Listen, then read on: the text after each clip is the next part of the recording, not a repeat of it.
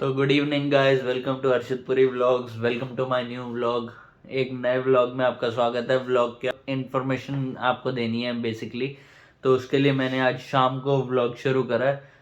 शाम को इसीलिए सुबह से काम से करके आके थक के स्नो में झटके खा के ठंड के चपेड़े खा के आ गए हैं घर पे। तो अब आपको बढ़िया सी इन्फॉर्मेशन देता हूँ जो लेटेस्ट चेंजेस हुए हैं इंटरनेशनल स्टूडेंट्स के लिए कनाडा आने के लिए। इस वीडियो में जाने से पहले भाई लोग, मैं देख रहा हूँ कि आप लोग सब्सक्राइब नहीं कर रहे हो। प्लीज़ आप लोग सब्सक्राइब करो ताकि मेरे को मोटिवेशन मिले। ये देखो यार, आप लोग बिल्कुल भी सब्सक्राइब नहीं कर रहे हो। जितने भी परसेंटेज लोग देख रहे हैं उसमें से बहुत कम लोग मेरे को सब्सक्राइब कर रहे हैं। तो प्लीज़ वीडियो शुरू होने से पहले सब्सक्राइब बटन को क्लिक कर दो, लाइक कर देना वीडियो अगर आपको पसंद आए तो। आई होप आपको पसंद आएगी। कनाडा आने के लिए बहुत सारे चेंजेस हुए हैं, बहुत सारे न्यू रूल्स आए हैं। तो पहला जो मेजर अपडेट है वो ये है कि कनाडा की गवर्नमेंट ने जो इंटरनेशनल स्टूडेंट्स हैं वो अब लिमिट कर दिए हैं।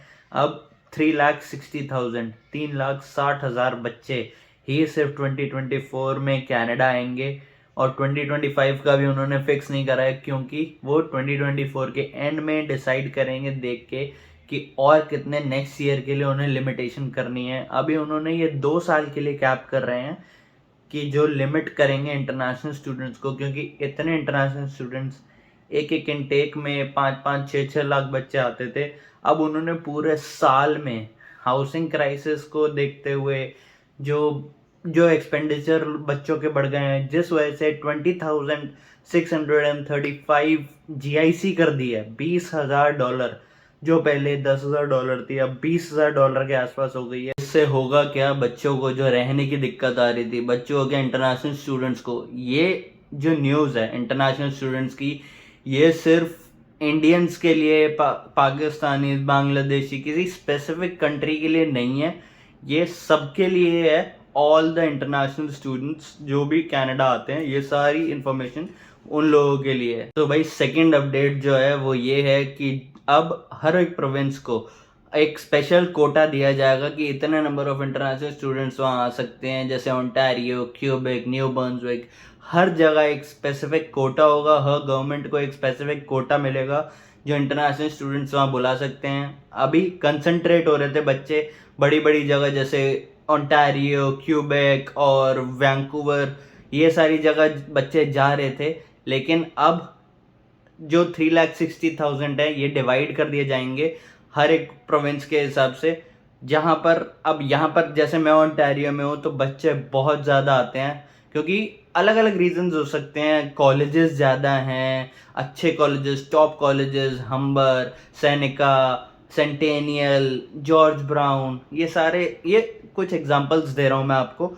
ये सारे कॉलेजेस यहाँ पर है, तो हो सकता है बच्चे यहाँ आने के लिए हों। लेकिन अब हर एक प्रोविंस को एक स्पेसिफिक कोटा मिल जाएगा, वहां पर बच्चे उसी हिसाब से आएंगे। तो थर्ड जो अपडेट है वो ये है स्पाउसल ओपन वर्क परमिट पे जो भी स्टूडेंट्स अपने स्पाउस को यहाँ लेके आते थे उन पे अब इम्पैक्ट होगा। अब जो भी मास्टर्स या पीएचडी ये नहीं कर रहे, बाकी पोस्ट ग्रेजुएट डिप्लोमा वगैरह कर रहे हैं, वो लोग अपने स्पाउस को यहाँ पर नहीं बुला सकते जब वो लोग स्टूडेंट हैं। हाँ, जब आप वर्क परमिट पे हो तब आप बुला सकते हो। लेकिन जो मास्टर्स है, पीएचडी है, या डॉक्टरेट कर रहे हैं या फिर लॉ कर रहे हैं, वो लोग अपने स्पाउस को स्टडी वीज़ा जब उनका होगा तब वो स्पाउस को यहाँ बुला सकते हैं, वरना यहाँ नहीं बुला सकते जब तक आप स्टूडेंट परमिट पे हो। क्योंकि अलग अलग चीज़ें अलग अलग जगह हो रही थी। मैं कहीं स्पेसिफिक किसी चीज़ का नाम नहीं लूँगा, क्योंकि अगर नाम लिया कुछ हुआ तो कंट्रोवर्सी, जो कि अपने को नहीं करनी है।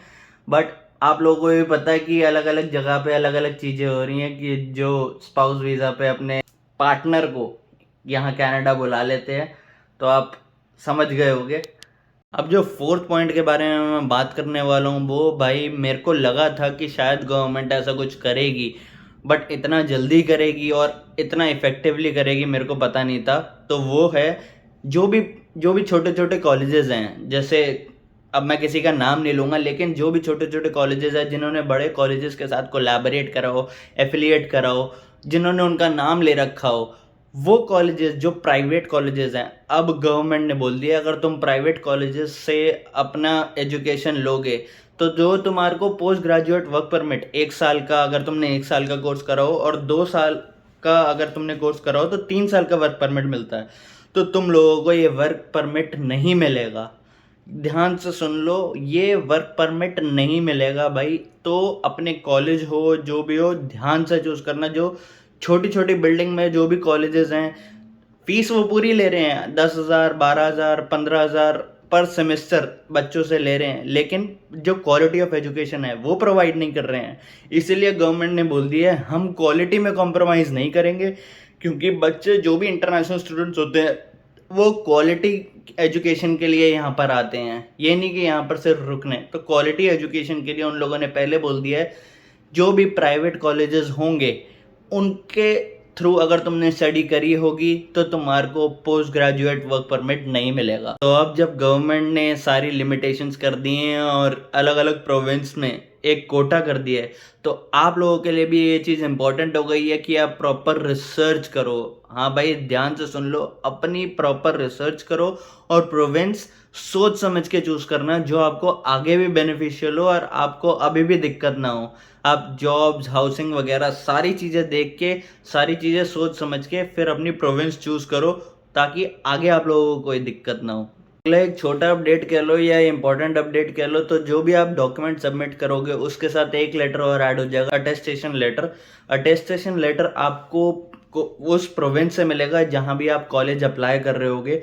तो आप जो भी एसओपी, अपने कॉलेज की मार्कशीट्स वगैरह जो भी आप डॉक्यूमेंट सबमिट करोगे, अब उसके बाद याद रखना एक अटेस्टेशन लेटर भी होगा, वो जरूर सबमिट करना है। वीडियो पसंद आई हो तो please like, share and subscribe के बटन को क्लिक करना बिल्कुल भी मत भूलना। और ऐसे ही बढ़िया बढ़िया इन्फॉर्मेटिव आपको वीडियोस आती रहेंगी इस चैनल पे, तो बेल आइकन को क्लिक करना भी बिल्कुल मत भूलना।